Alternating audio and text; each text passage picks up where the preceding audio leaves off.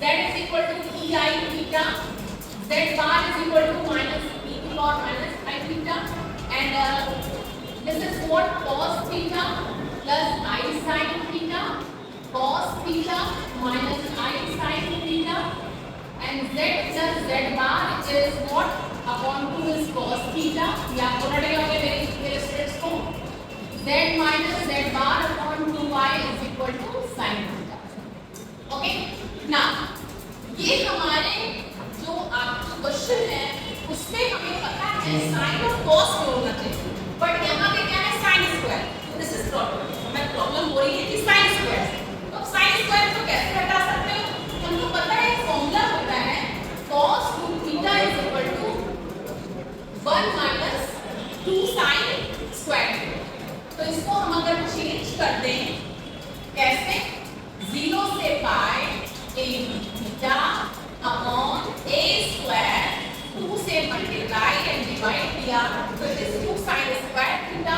2 sin square theta is what, चलिए लिख लीजिए पहले 2 sin स्क्वायर थीटा. हमने 2 से मल्टीप्लाई कर दिया और नीचे तो this will be 0 to pi 2a theta upon 2a square and 2 sin square theta is what 1 minus cos 2 theta.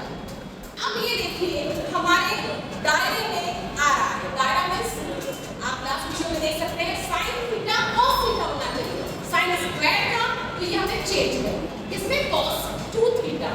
Again problem हो गई cos 2 theta आ रहा है, होना क्या चाहिए cos theta. ये जो हमारे कोई दिक्कत नहीं है, क्यों हम लेट कर सकते हैं 2 थीटा को 5. तो 2 थीटा को 5 करा तो 2 theta is equal to d5. तो हम इसको चेंज करते हैं again i is equal to, अब देखिए लिमिट चेंज आएगी cos d थीटा है इसको मैं d5 में कन्वर्ट कर रहे हैं. तो जब हम थीटा को यहां रखेंगे 0 तो it will be 0 and when रखेंगे थीटा को 5 तो इट विल बी 5. ओके, 2 को आउटसाइड देख सकते हैं. उसके बाद d थीटा क्या हो जाएगा d5 upon ऐसे d थीटा हो जाएगा d5. Okay, now 2a square plus 1 minus cos 1. अब देखिए ये हमारा टोटली फंक्शन जो है वो हमारे जो प्रीवियस क्वेश्चंस हैं लास्ट वीडियो देख सकते हैं आप, वो हमारे बिल्कुल उसी फॉर्म में आ गए. ओके, नाउ ये क्वेश्चन हमारा इसमें आ गया. अगर हम इसको हमें चेंज करना है किसमें, अब हम इसमें चेंज करेंगे z को इनबिल्ट करना है. तो यही चीज जो हमारी है इस चीज को हमने पाई में ट्रांसफॉर्म कर दिया तो i will be what a 0 से 2 पाई d5 है. यहां से देखिए अगर आपने स्टार्टिंग में हर जगह यहां पे क्या हो सकता है 5 हो जाएगा. ठीक है, क्योंकि हमने न्यू मान लिया है cos 5 sin 5. तो z is equal to e की पावर i5 है तो dz is what i e की power i5 d5. all things are same then i z d5 dz. तो चेंज करा हमने तो वही चीज आई क्या आई 1 upon iz. तो ये हो गया हमारा d5 से क्या हो गया z हो गया.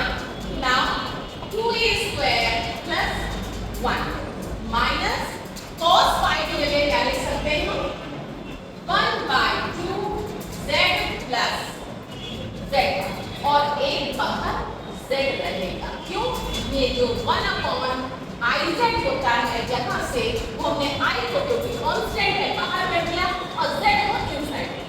ओके, ना इसको सॉल्व करेंगे. ओके, तो कैलकुलेशन करिए. हमने z बार को 1 upon z लिख दिया और कैलकुलेट किया कितना. ओके, ना अब देखिए ये हमारा पूरा जो आ रहा है ये हमें ले जा रहा है कहाँ 2 पाई i. बहुत ही resonance theorem 2 pi i sum of residue at hole. Okay, ना अब तो इसको फंक्शन मानते हुए इसके होल पे हमें इसका रेसिड्यू निकालना है. तो सबसे पहले आप क्या करते थे होल के लिए इसका डिनोमिनेटर पार्ट को पिकअप कर लिया. ठीक, जब भी ऐसी कोई क्वाड्रेटिक क्वेश्चन आती हम सबसे पहले सर्वप्रथम श्रृंखलाचार लगाते. थोड़ा चार्ज से माइनस बी, तो ये हो गया प्लस माइनस बी स्क्वायर मतलब बी स्क्वायर ये हो गया और माइनस का 4ac अपॉन 2 हो गया। इसको हम सॉल्व करते हैं। ओके, इसको सॉल्व किया प्लस माइनस में आ रहा है, इसका मतलब दो रूट्स है। दो रूट्स को क्या हम इसको ऐसे लिख सकते हैं? बताइए मेरे स्टूडेंट, ऐसे इसको हमने लिखा like this is one of the root and second root is 1 plus 2a square और minus 2a 1 plus a square। इसको हमने बोल दिया अल्फा, इसको बोल दिया बीटा। ठीक है, दो रूट्स आ रहे हैं। ठीक, अब हमें देखना है कौन सा पोल कौन सा इनसाइड है और कौन सा आउटसाइड। ओके, तो दो रूट्स में थोड़ा दिमाग लगाइएगा। बीच में यहाँ प्लस लगा है, यहाँ माइनस लगा है, तो ऑब्वियस सी बात है ये पोल इनसाइड होगा क्योंकि ये सबट्रैक्ट हो रहा है 1 से छोटा होगा। ठीक है, तो ये इनसाइड हो गया, इसको लिख लीजिए इनसाइड और ये हो गया आउटसाइड। हो गया क्लियर? तो अब आपको क्या करना है, हमें मतलब किससे है जो हमारा इनसाइड होगा। ठीक है, नाउ अब हमारा नेक्स्ट टारगेट क्या हो गया कि हमको रेसिड्यू निकालना है। किस पे? पोल कौन सा? तो ये पहले हमारा है पोल बीटा, तो बीटा पे रेसिड्यू निकालना है, यही टारगेट रहेगा। ठीक, रेसिड्यू का फॉर्मूला क्या होता है? Limit z tending to beta. अच्छा, एक इसमें बहुत इंपॉर्टेंट बात है, रूट्स को ऑलवेज कंसीडर कर लीजिएगा अल्फा बीटा। कब करेंगे? जब रूट थोड़े अजीब से लगे। ठीक है, अजीब से मींस a और b में समथिंग लाइक दिस। तो हमने रेसिड्यू का formula limit z tending to beta z minus beta into function. अब यहाँ पे फंक्शन क्या है? इक्वेशन नंबर इसको 1 डाल दीजिए, आपकी मर्जी हो।